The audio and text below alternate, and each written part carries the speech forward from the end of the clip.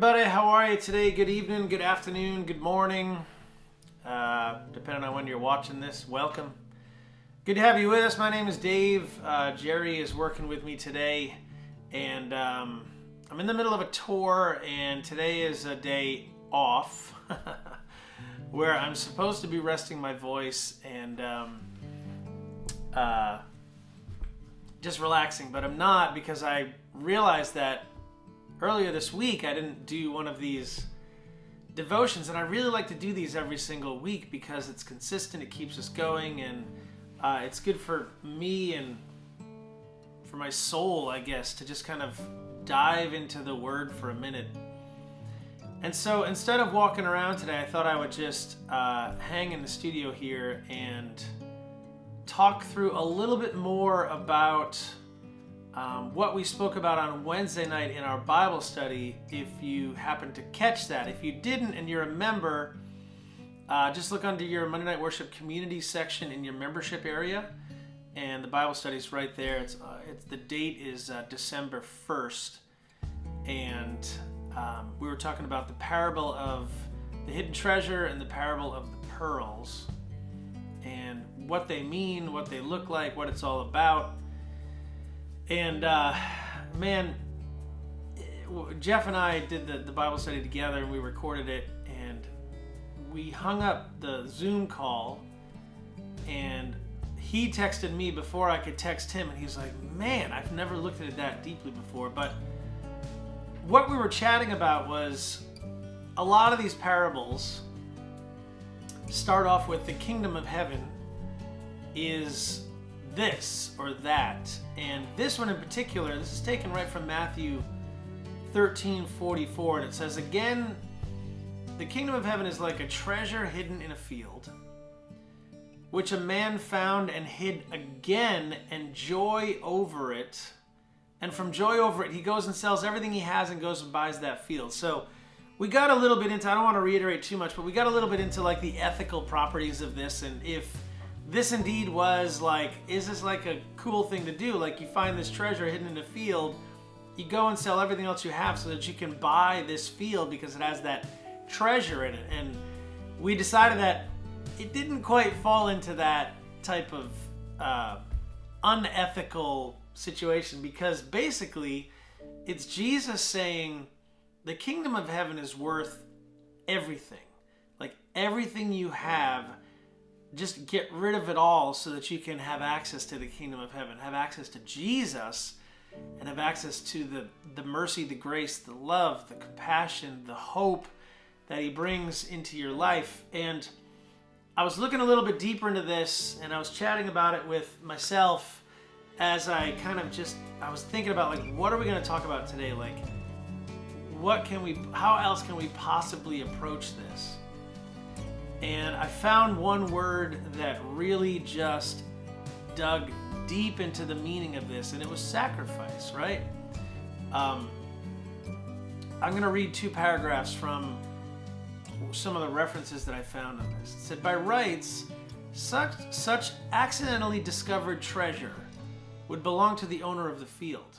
Local laws and customs seem to suggest that so long as that treasure remained buried, it was considered part of the field, right? To just back up just for a minute, we were chatting about before, they didn't have banks back then, right? To hide something that was valuable, they would just bury it, right? So if it was removed from the earth, it was the property of whomever owned the land at that time. In other words, the treasure could not simply be taken.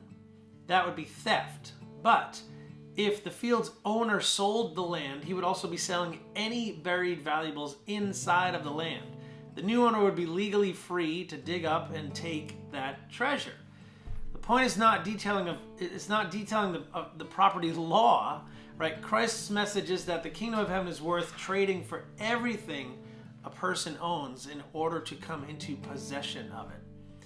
And when you think about that, the word sacrifice falls right into that sentence, right? Like, Jesus is saying the kingdom of heaven is worth trading everything so that we can have possession of it.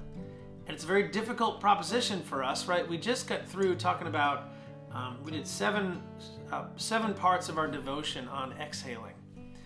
and about slowing down and about maybe not chasing the craziness that the world offers. And it's exactly what Jesus is saying here. It harkens back to Matthew 19. We haven't gotten to that yet in our study, but it harkens back to Matthew 19, where Jesus will famously tell this rich young man to sell all that he owns and follow him. And this comment is given specifically to that person in order to prove that he's unwilling to follow Jesus no matter the cost, right? If it means losing his wealth. For this reason, Jesus says rich people enter the kingdom of heaven with great, great difficulty. Worldly wealth makes us feel secure, despite it having no eternal value. It's easy to become addicted to comforts and to lose an eternal perspective, right? So let me just read that again. A little bit of guilt here this morning on Saturday. Worldly wealth makes us feel secure, right? Despite it has zero eternal value. It's easy to become addicted to comforts and to lose an eternal perspective. I mean, just think about that just for a minute. We've spoken about this before. We talk about this a lot, about trust and faith in Jesus in all that we have and do and need in our lives, and that ultimately forces us, if we let it, to go into this word surrender. And then that word surrender,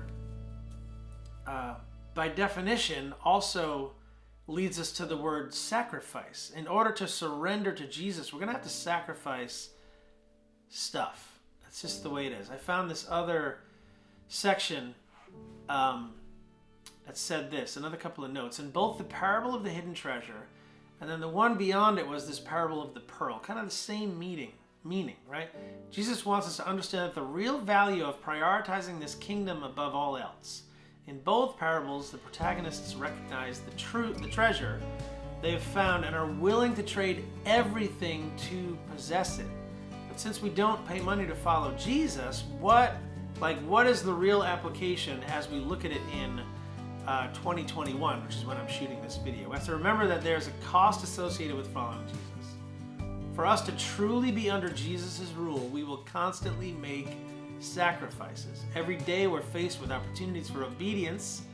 Sometimes that means being willing to surrender perfectly good things out of love for the Lord. The kingdom of heaven might cost us relationships, jobs, security, and maybe even our lives.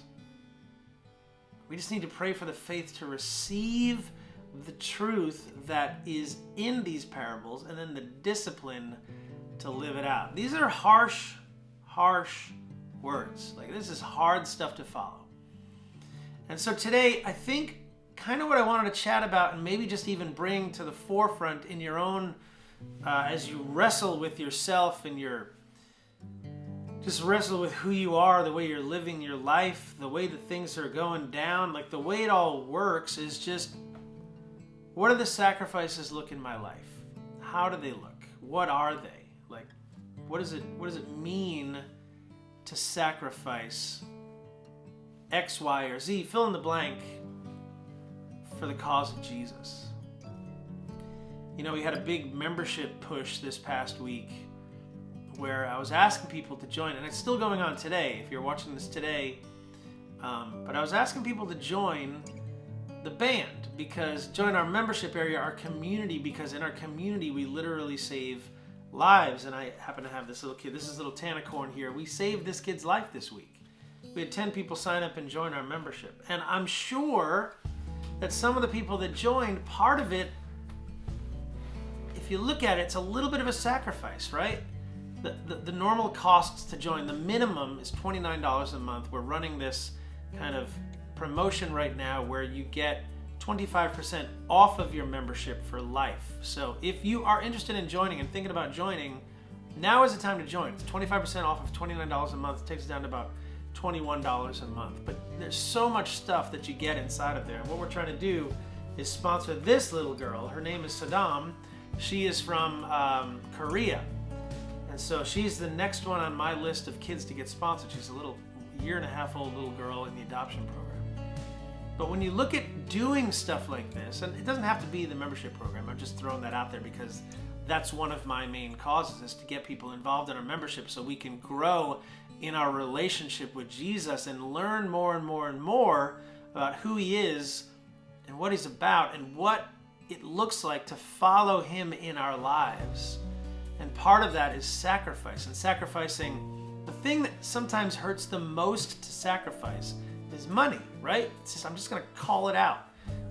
It's hard sometimes to sacrifice money because our minds are so programmed with seeing 4,000 to 5,000 or 6,000 ads every single day to purchase stuff that feeds us and helps us and makes us look better, feel better, all of this stuff, that the idea of sacrificing so that other people might live doesn't quite get thrown into the forefront of how the world kind of just says, hey, this is what you're supposed to do. Like, imagine a major advertiser coming out and saying, hey, don't buy our product. Go out and help feed the homeless or help a child in need. They're not going to do that. It's just not the way that commerce and business works. So Jesus, once again, is flipping this whole thing on its head and saying the kingdom of heaven is like finding this treasure in this field, getting rid of everything else that you have so that you can then purchase the field that has the treasure in it. And so today, I think I just wanted to ask this question. I'm asking it to myself too. Like, what am I sacrificing so that the kingdom of heaven can A, be found in me and in my life and in my walk with Jesus? And then how can it be brought to earth, right? Like, how can we see the kingdom of heaven roll in our lives and in our communities and in our neighborhoods, in our homes and in our families, in our relationships? Like, what does that look like for you? And so the first thing that I go after with all of this is we as a community come together so that we can make a difference and make a change in people's lives. And we're trying to bring the kingdom of heaven to more people through our work in child sponsorship and our work in the There Is Hope movement in the addiction and recovery communities. And so those are our two main causes, because I really feel like we see Jesus in the eyes of these kids, and we see Jesus in the eyes of those addicts, and they need the help that we can bring to them.